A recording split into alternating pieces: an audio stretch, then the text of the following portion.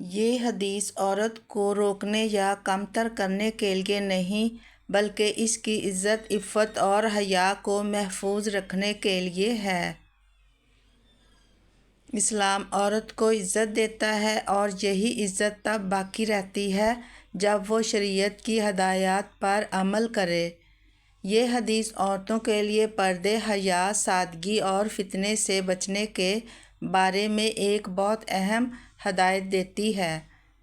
نبی کریم صلی اللہ علیہ وسلم نے فرمایا، جو عورت خوشبو لگا کر مسجد آتی ہے اس کی نماز قبول نہیں ہوتی جب تک کہ وہ واپس جا کر غسل نہ کرے جیسے جنابت، ناپاکی سے غسل کیا جاتا ہے۔ خوشبو لگانا عورت کے لیے منع کب؟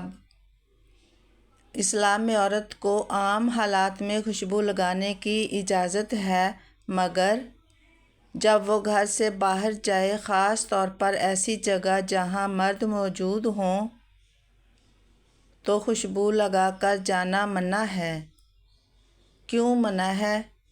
اس کی وجہ یہ ہے کہ عورت کی خوشبو مردوں کو متوجہ کر سکتی ہے، یہ فتنے کا ذریعہ بن سکتی ہے۔ شریعت ہمیں حیا اور سفید دامن پاکیزگی کا حکم دیتی ہے۔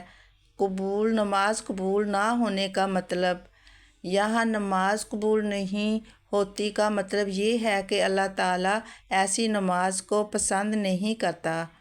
سادہ الفاظ میں مطلب، اگر کوئی عورت خوشبو لگا کر مسجد آتی ہے تو اس کی نماز اس کے وقت تک قبول نہیں ہوتی جب تک وہ جا کر نہا نہ لے، کیونکہ خوشبو لگا کر مسجد آنا عورت کے لیے منع ہے۔